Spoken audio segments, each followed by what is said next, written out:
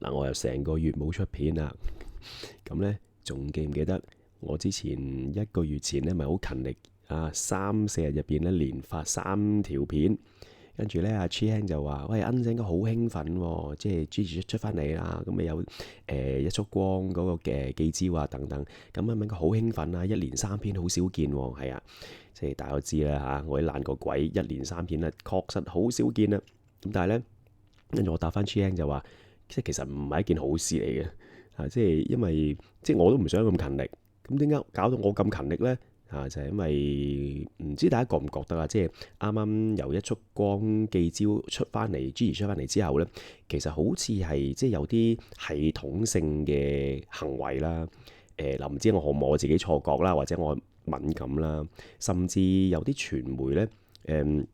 即係可能過往當然都係非常之正面去報導 Gigi 啦，咁但係亦都感受到有啲好似嘗試下用另一個角度即係睇下，你知啊，我成日覺得傳媒就係點呢？唔中意中間嘅一係呢就將你講到好好，捧到天上飛，突然間呢某啲嘢發生呢，覺得個風向變咗呢，就將你呢撳到落地啊！嗰時張繼聰咪而家係咁啊，係嘛？即係由話佢食軟飯啊咩咩啊，即係靠謝安琪啊點啊？跟後尾發覺唔係喎，佢人設開始大家覺得佢有即係咩並不放棄努力即係拼搏嘅一個典範。跟住咧，好似大家全部又一窩蜂嘅去翻第二個角度去追捧佢咁樣啲傳媒。所以我感覺到好似有啲咁嘅報導，好似又嘗試用試下水溫、即係試下風向用另一個角度加上亦都係同一時間遭受到喺部分 YouTuber 啦，就用好多言辭好唔好嘅形容去將件事講到好差好壞啊咁樣係嘛？特別係點解我要拍翻條片話嘅銷情？講翻嗰個銷情理想一束光嗰個 musical 因為事實上即係一件咁好嘅事都可以俾你去講到話咁冇意義又好滯銷咁。嗱，而家又加長添啦，係咪嗱？咁所以係咯，我咁勤力呢，未必係好事嚟嘅嚇。不過呢，又唔可以太懶嘅，咁我又係時候出現下啦。咁點解個標題寫冇事啦咁呢？咁其實又唔係真係咩事發生咗。但係就好似頭先咁講，即係好似覺得有啲傳媒開始想試下用負面嘅角度去報導，睇下可唔可以將你打成嗰個咁嘅一個咁嘅標籤。咁當時係有，即係當然啦，信念咪不嬲有，但係當然都係有一定程度嘅擔憂啦，好關心啦。我講我哋啦嚇，咁好在咧，跟住一連串咧就出翻一啲相對正面。特別係由冇火龍開始啊，咁跟住呢，係比較短嘅時間入邊呢，又開始將成個討論呢去翻，或者成個風向呢變翻向翻正面嘅發展。咁傳媒係咁啦，佢見唔可以用，或者都個風向都普遍唔係用負面嘅角度咁去翻正面啦咁。所以我覺得都有啲關鍵嘅，即係早即係呢輪一連串發生嘅事情係關鍵嘅。咁係咯，去到而家當然我都舒口氣啦，即係覺得即係冇事啦，即係又係去翻我哋即係熟悉大家對 Gigi 嗰種嘅正面嘅評價咯。係啊，所以我非常之多謝舞火龍。我見到 Gigi 去參加舞火龍咧，我真係心入邊非常之興奮喂，舞火龍你係冇任何嘅角度可以俾你係將呢件事去負面塑造同唔同意啊？大坑舞火龍都喺2011年獲列入呢個國家級嘅非物質文化遺產名錄。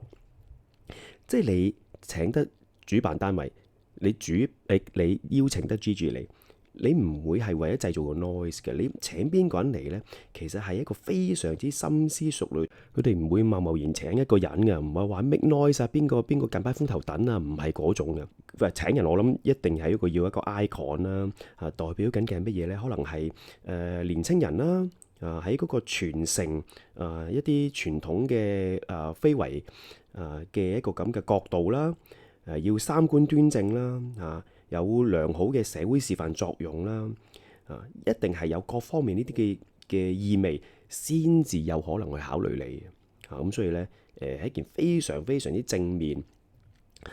亦都證明喺從外界個觀感雖然呢一年可能即係少曝光，或者亦都有一啲部分嘅傳媒試下用唔同嘅角度負面去講下，但係亦都證明喺外界嗰個 perception 係對 Gigi 嗰個觀感其實係冇點樣嘅變化嘅。同埋嗰啲遲出片有遲出片嘅好可以等埋睇埋明珠台嗰條即係花絮舞火龍花絮片，咁你睇得到其實喂有功架嘅喺入邊，佢仲要提早好早2點已經去到去學點去做啦即係一個你眼見簡單嘅動作，咁其實你點樣做得嚟係似模似樣之餘，都唔止嘅，其實似模似樣之餘，又係注入咗嚴總嘅特色喺入邊佢嗰個身形咧咁樣着好簡單，已經好好睇嗰種帶有舞蹈感覺融入去呢個傳統動作嗰種嘅功架啦即係好明顯睇得出就係好尊重呢次嘅參與，即唔係淨係當係一個工作咁簡單嘅，對一個文化遺產嘅個身體力行嘅支持即係中間你睇下，喂好多細節，你睇條片主動去幫手啦，係嘛？派嗰啲茶香嗰啲，你睇呢度。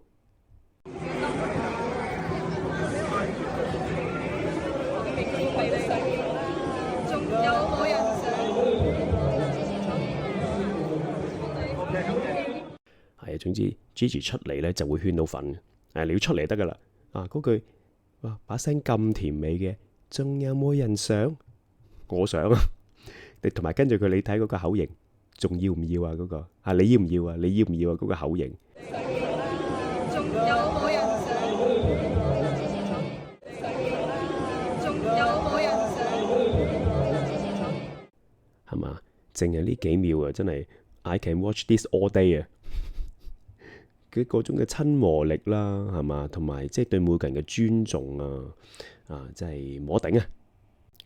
跟住就陸陸續續就好多好嘅 news， 我哋見到啦加場啦咁好努力去彩排排練啦咁好攰嘅時候你匿埋瞓下覺啦，係咪應該係亦都有粉絲嘅應援啦，好有心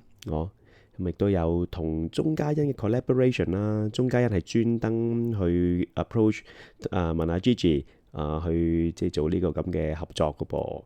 係咪去到親身去到東九文化中心，因為佢哋彩排緊嘛，咁去揾 Gigi 一齊去拍一條咁嘅唱歌嘅合作片好得意睇佢兩個背影啦，好似即係兩個高妹咁大家亦都好型格嘅casual wear 啦，咁都幾得意㗎，睇佢兩個背影即係一樣高咁滯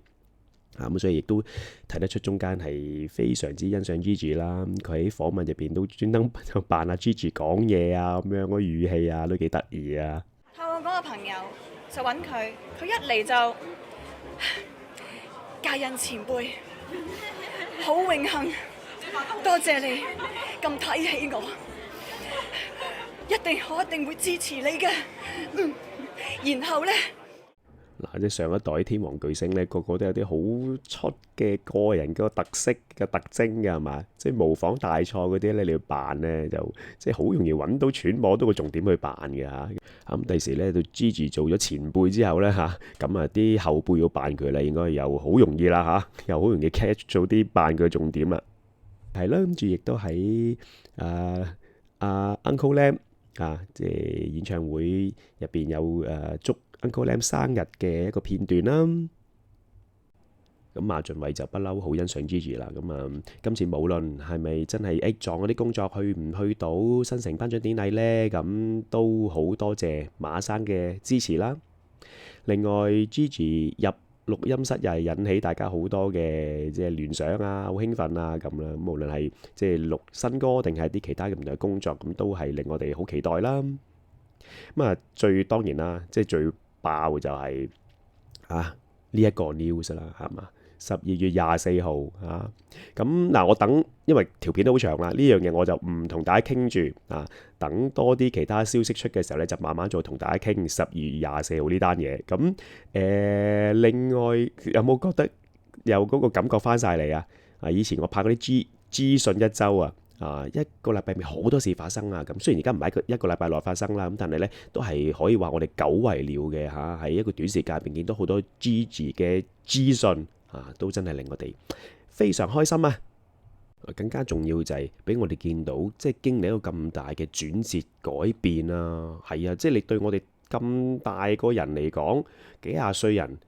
都係一件好大嘅事，係咪？更何況而家係發生緊喺一個20出頭嘅小妹妹身上最緊要係我哋見到咁大嘅轉變經歷過後，其實都係慢慢重回個正軌啦，一切都係向翻正確我哋見到係健康個路線去發展，呢個係我哋最想見到嘅咯。好，最後記唔記得佢啊？呢個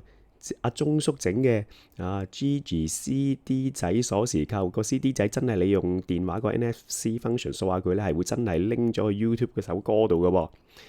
咁有趣嘅嘢喺2個月前我條片就話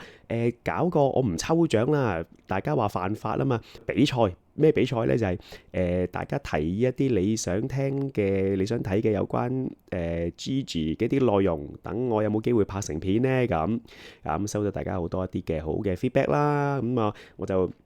揀選啦，純粹係㗎。如果冇被我揀選嘅，唔好介意啊，純粹好個人地咁去揀選咗呢4位朋友。即係恭喜各位得獎者，係咪Y Won 孫啊？我都係亂讀大家啲名啊。OK 不過其實呢幾位我都認得係，大家都係一路同我睇我啲片啦，同埋喺 chat room 度好經常同我傾偈留言嘅朋友嚟噶老朋友嚟噶啦。咁係啦，大家嘅提議嗱，我就唔逐一讀出嚟啦。另外仲有 Ivan Tong、Liu Mei Ling 係咪應該係？同埋 Gareth， 咁咧，多謝你哋一路對我嘅 channel 嘅支持啦，主要都係大家對 Gigi 嘅支持啦，愛屋及烏咁睇埋我個頻道啦，係咪？咁係啦，我喺個畫面咧，大家見到我個email address 啦，咁請呢4位朋友得獎者咧，就用 email 聯絡我，我再同你哋傾下點樣可以 send呢個咁靚鐘叔整嘅Gigi CD 仔鎖匙扣俾呢幾位得獎嘅幸運兒啦。OK，下條片見。